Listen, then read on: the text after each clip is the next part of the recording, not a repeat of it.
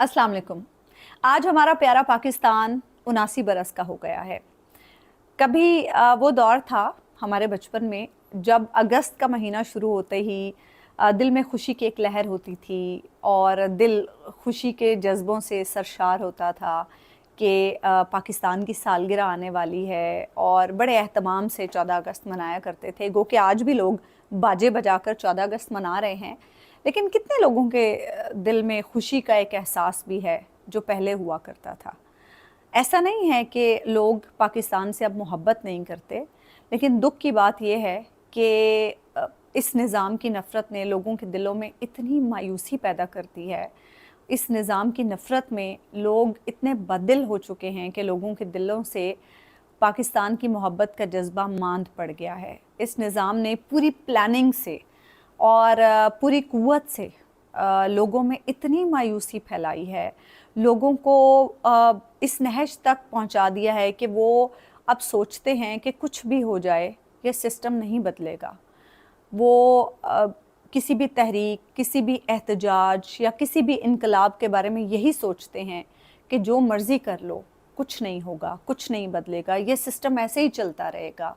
और यही वजह है कि वाकई कुछ नहीं हो रहा। इस मुल्क की नौजवान आबादी 64 से 67% है और ये वो नौजवान हैं जिनकी उम्र जो है वो 15 से 29 साल तक है। आप सोचें कि इतनी मायूसी है इस मुल्क के लोगों में कि हर कोई ये चाहता है कि वो इस मुल्क से चला जाए। पिछले 2 साल के मैं आदादो शुमार देख रही थी, 1.49 मिलियन यानी तकरीबन 10.5 लाख लोग पिछले 2 साल में ये मुल्क छोड़ के जा चुके हैं। और ये आम लोग नहीं हैं, ये वो लोग हैं जो प्रोफेशनल्स हैं, ये वो लोग हैं जो पढ़े लिखे हैं, ये वो लोग हैं जिन्होंने आला तालीम हासिल की है। इनमें कई डॉक्टर्स हैं, इनमें कई इंजीनियर्स हैं, इनमें कई प्रोफेशनल्स हैं, मुख्तलिफ़ शोबों के माहिरीन हैं। और बल्कि मैं ख़बर पढ़ रही थी कुछ अर्सा पहले कि तकरीबन 200 के करीब लोगों को स्कॉलरशिप पर हुकूमत पाकिस्तान ने पीएचडी के लिए बाहर भेजा और वो सब के सब लोग वहाँ स्किप हो गए।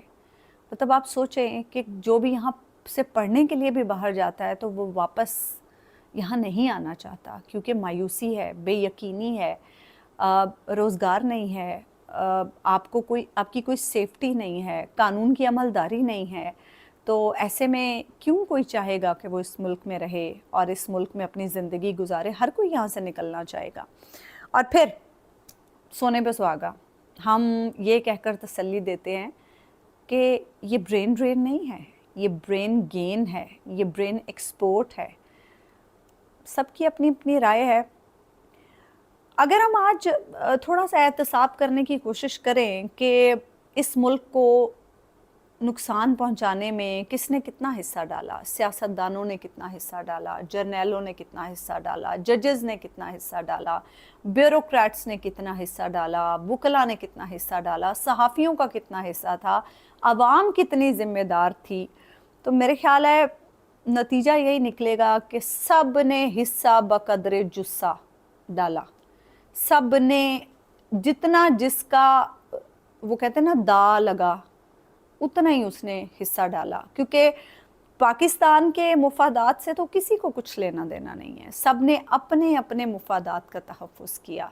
किसी ने इस मुल्क का नहीं सोचा कि कितनी कुर्बानियों के बाद, कितनी जद्दोजहद के बाद हमें ये मुल्क मिला। लेकिन बड़े अफसोस की बात है, आज हम एक ऐसे मुल्क के बासी हैं जहाँ ना सियासी इस्तेहकाम है, ना मुआशी इस्तेहकाम है, जहाँ अदलिया पर से लोगों का एतमाद ख़त्म हो चुका है, जहाँ अदलिया अशराफिया के मुफादात का तहफ़्फ़ुज़ कर रही है।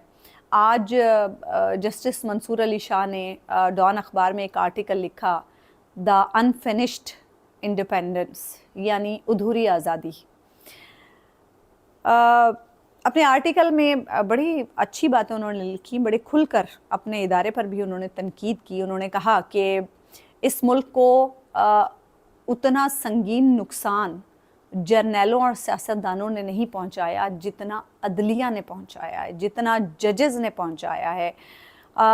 انہوں نے کہا کہ عدلیہ کا یہ کام ہوتا ہے کہ وہ شہریوں کی ڈھال بنے، لیکن یہ جو عدلیہ ہے اس کا مائنڈ سیٹ جو ہے وہ نو آبادیاتی ہے. یہ وہ عدلیہ ہے جو انگریز کے زمانے میں اس نظام کا حکم مانتی تھی اور اس نظام کے مفادات کا تحفظ کرتی تھی، اور آزادی کے بعد اس نے اپنی وفاداریاں نئے نظام کو، نئے مقتدر نظام کو منتقل کر دیں. وہ عدلیہ ہے جس نے جب ٹینک سڑکوں پر نکلے تو اس نے انہیں ہاں کہا، انہیں نو نہیں کہا، انہیں یس کہا. یہ وہ عدلیہ ہے جس نے نظریہ ضرورت وضع کیا تاکہ غیر قانونی اقتدار پر غیر قانونی قبضے کو جواز فراہم کیا جا سکے، قانونی جواز فراہم کیا جا سکے. اور پھر وہ لکھتے ہیں کہ عدلیہ کے اندر اسی نوآبادیاتی ذہنیت نے کسی بھی ڈکٹیٹر سے زیادہ اس ملک کو نقصان پہنچایا ہے. کوئی شک نہیں ہے، کوئی شک نہیں ہے. پھر ایک وہ سوال اٹھاتے ہیں کہ ہماری دوسری آزادی کے لیے یہ سوال انتہائی سادہ ہے کہ ہم ایسے شہری اور ججز کیسے تیار کریں جو اس وقت نو کہنے کی قوت رکھتے ہوں جب میز کے دوسری طرف جو طاقت بیٹھی ہو وہ نرم لہجے میں بات کر رہی ہو اور بدلے میں کچھ پیش بھی کر رہی ہو. یہ تو اب ہم سب کے لیے سوچنے کا مقام ہے کہ ہم ایسے ججز اور ایسے شہری کیسے پروڈیوس کریں جو حق کے سامنے حق کے لیے ڈٹ کر کھڑے ہوں اور باطل کے سامنے سر نہ جھکائیں، باطل کے سامنے نو کہنے کی ہمت رکھتے ہوں. منصور علی شاہ کی زود پشیمانی بھلے ہی آرٹیکلز لکھ کے کم ہو سکتی ہو، لیکن اس نقصان کا ازالہ قطعی نہیں ہو سکتا جس کی وجہ وہ خود بھی بنے جب دو صوبوں میں انتخابات کا معاملہ تھا. آج ہم ہر جگہ پر بیٹھ کر یہ سوال پوچھتے ہیں کہ اس ملک کا نظام کیسے ٹھیک ہوگا، یہ ملک کیسے آگے بڑھے گا، یہ ملک کیسے ترقی کرے گا، یہ جو اتنے بحران ہیں اس ملک میں یہ کیسے ختم ہوں گے، ہم کیسے بحرانوں کی اس دلدل سے اس ملک کو نکالیں گے. تو ہر چیز کا ایک حل ہوتا ہے اور اس کا ایک ہی حل ہے کہ اس ملک کے نوجوان جو کم عمر سیاستدانوں کو چھوڑ کر ایک 73 سال کے سیاستدان سے خود کو ریلیٹ کر رہے ہیں جس کا نام عمران خان ہے، جسے ناحق قید میں رکھا جا رہا ہے اڈیالہ جیل میں، جس کے تمام حقوق جو ایک قیدی کو آئین کے مطابق پاکستان میں حاصل ہونے چاہیے وہ غصب کیے جا رہے ہیں، جس سے اس کی فیملی کی ملاقاتیں بند ہیں، جسے آزادانہ علاج معالجہ فراہم نہیں کیا جا رہا، جس سے اس کے بچوں کی بات نہیں کرائی جا رہی ہے، جس سے اس کے سیاسی رفقا سے ملنے کی اجازت نہیں ہے، جس کی تصویر اور جس کی آواز آپ پبلک میں نہیں آنے دیتے ہیں. کبھی آپ نے سوچا ہے کہ اس کی کیا وجہ ہے؟ اس کی وجہ یہی ہے کہ آپ نے اپنے اقدامات سے اتنی نفرت پیدا کر دی ہے نوجوانوں میں، اس ملک کے عوام میں، کہ وہ نوجوان سیاستدانوں کو چھوڑ کر اس 73 سال کے سیاستدان سے خود کو ریلیٹ کر رہے ہیں. کھلے دل سے اگر عوام کی مرضی کو تسلیم کر لیں اور عوام کی مرضی کے آگے سر جھکا دیں تو سب کچھ ٹھیک ہو سکتا ہے، کیونکہ آئین پاکستان بھی یہی کہتا ہے کہ طاقت کا سرچشمہ سب سے پہلے اللہ تعالیٰ کی ذات ہے اور اس کے بعد عوام ہے. مجھے اجازت دیجیے. اللہ نگہبان.